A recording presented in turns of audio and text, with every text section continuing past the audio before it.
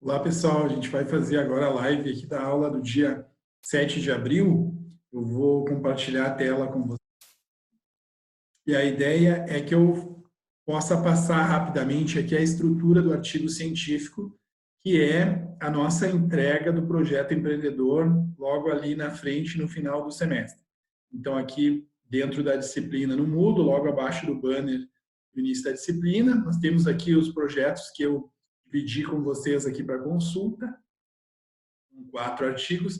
E eu creio aqui que esse artigo que trata de disaster recovery aqui é o que a gente pode usar aqui como referência. Os 4 artigos são muito bacanas, estão bem formatados, mas creio que esse, em especial, ele está bem bacana para a gente olhar do ponto de vista da estrutura, tá? Então, nós temos aqui um cabeçalho inicial com o tema do projeto, o nome dos alunos, né, e a identificação aqui do Uniftec.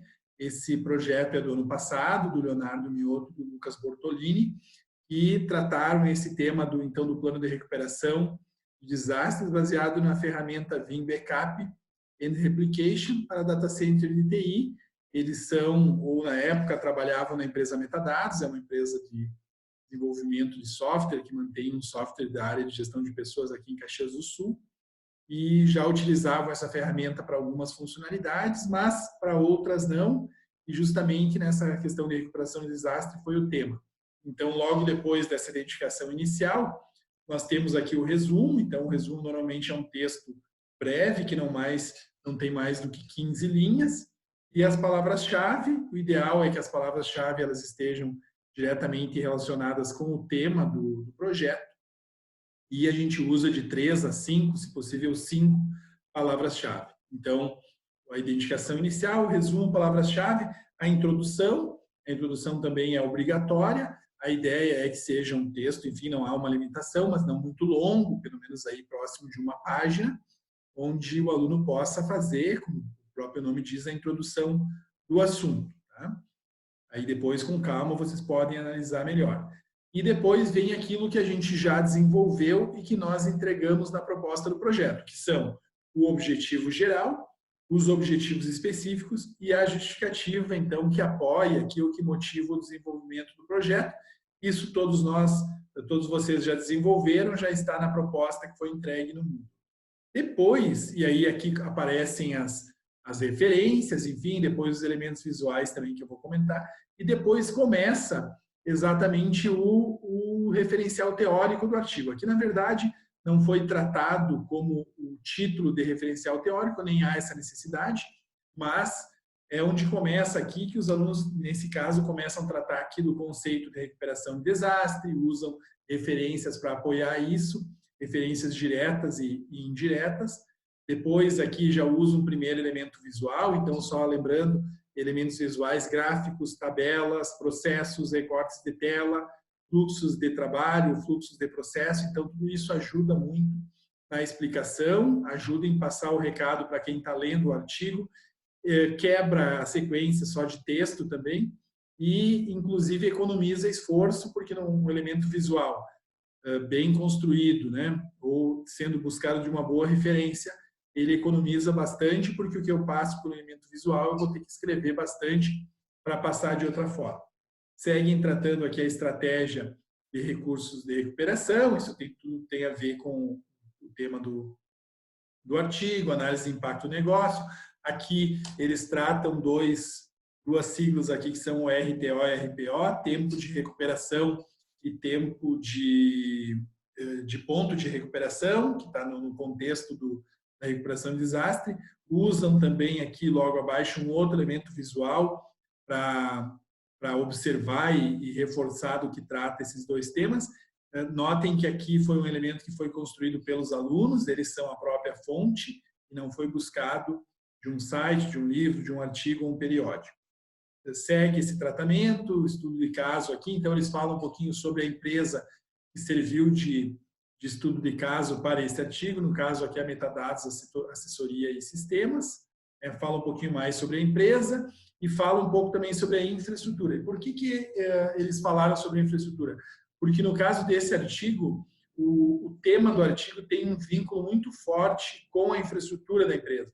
Por isso que, além de fazer um briefing sobre a empresa, os alunos trataram também da infraestrutura e trouxeram um pouco mais de detalhes técnicos aqui, e quem sabe não se aplica em todos os artigos, mas aqui, como eu citei, por ser um artigo que tem um vínculo muito forte com a questão infraestrutural de TI, os alunos avançaram nesse tema, aqui um outro elemento, né, um diagrama de rede, enfim, aqui uma topologia, e também construída pelos alunos, seguem falando da ferramenta de backup, falam sobre 2 tipos de backup, que são os backups que vão ser tratados aqui no projeto, ou que são utilizados, então não falam sobre todos, falam sobre o backup incremental e sobre o backup incremental reverso, cita a fonte, importante, né, como a gente sempre fala, citar a fonte das informações, até para que fique claro de onde essas informações vieram e para que informações que não são nossas como autor não aparecerem como nossas, para não dar uma ideia de plágio aqui no artigo. Seguem falando sobre análise de necessidades, né? Falam aqui sobre a caixa de DR, que é um conceito também, usam mais um elemento visual, né? Os procedimentos, requisitos mínimos, enfim, tudo isso está dentro do escopo do projeto. Vão falando sobre a recuperação de domínio, recuperação das máquinas virtuais, equipes de gestão de crise, né? Usam mais um elemento aqui que foi construído também pelos alunos para identificar aqui os níveis de operação, nível operacional, tático e estratégico, né? Isso também ajuda sempre aqui na explicação, e até para que quem esteja lendo o artigo pode não lembrar exatamente de todo o texto depois, mas o elemento visual é algo que a gente grava e que fica na nossa memória por mais tempo, por isso que é sempre bacana, em bom tom, em boa quantidade, bem colocados, usar esses elementos visuais.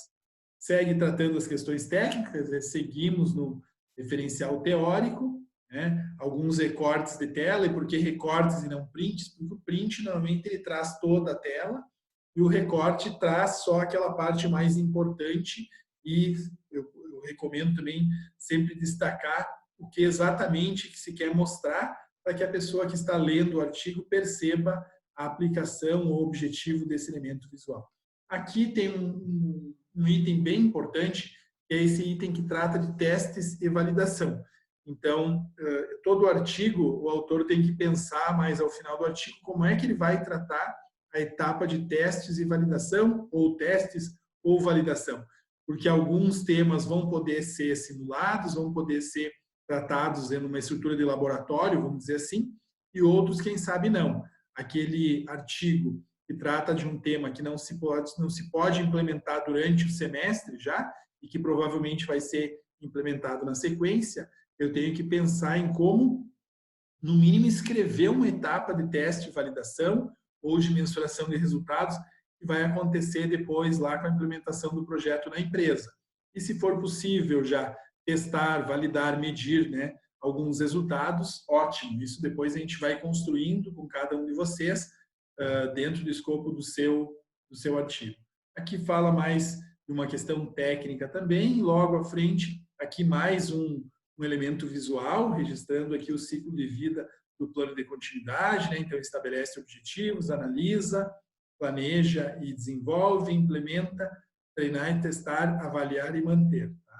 E depois vem aqui uma matriz de riscos, né, que é o que a gente vai desenvolver mais ao final juntos, mais ao final do trabalho aqui do semestre. Também a matriz de risco é o que a gente chama de matriz de riscos gerencial. Então, ela é uma matriz um pouco mais simples, com menos colunas. Quando, por exemplo, vamos tratar de um assunto, por exemplo, de segurança, de tecnologia da informação, que é uma matriz mais robusta, mas que ajuda muitíssimo na análise do que pode não funcionar, pode não acontecer no tempo previsto, da forma prevista durante o projeto, e que nós já possamos levantar o que a gente chama de fatores de risco, apontar a probabilidade de impacto, a própria matriz vai gerar automaticamente a severidade, fazer uma descrição do impacto e já pensar, né, nas medidas de contingência. Para quê? Para que, se houver uma dificuldade durante o projeto, para que pelo menos as principais, ou a maioria delas, esteja prevista na nossa matriz de risco. A matriz de riscos é um elemento bem forte que faz parte hoje de um projeto, né, minimamente profissional já há algum tempo. A gente já tratou essa matriz em algum momento do curso, em outras disciplinas, e vai reforçar a aplicação dela aqui. A simulação em laboratório, como eu citei, nem todos os projetos vão poder chegar ao ponto de ter uma simulação em laboratório, mas esse projeto que tratou aqui de Disaster Recovery os alunos conseguiram fazer uma simulação em laboratório, e aí trouxeram alguns como roteiro em que foi realizada a simulação e alguns resultados. Eu não vou entrar no mérito, até porque isso não se aplica a todos os projetos, né? Mas em sendo possível, nós juntos vamos construir essa etapa de simulação. E aí, já indo para o final do artigo, onde nós vamos tratar as considerações finais, né?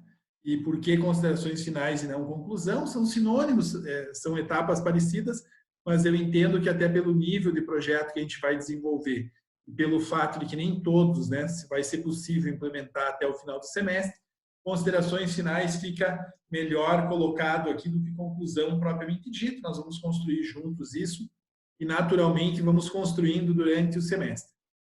E, para fechar, nós temos aqui as referências, né? Então, toda referência que aparece no artigo tem que estar citada aqui, e a referência que não aparece, por outro lado, não deveria estar aqui também nesse item. Sempre em ordem alfabética, por isso não é por coincidência. Começa aqui por uma referência da BNT e termina numa referência aqui do nome do autor ou sobrenome pela letra S. Então, basicamente, aqui nós temos a estrutura geral do artigo, do início ao fim, obedeceu o limite aqui esperado, que é de mais ou menos 30 páginas, né? Como eu sempre brinco, nós vamos brigar aqui por uma página ou outra, mas ficou aqui em 29, dentro do limite de 30 páginas também, que foi recomendado. Eu vou salvar essa live, vou colocar o URL no Moodle, havendo necessidade, né? É só acessar por lá e vocês vão conseguir ver de novo. Um abraço, bom trabalho e boa semana.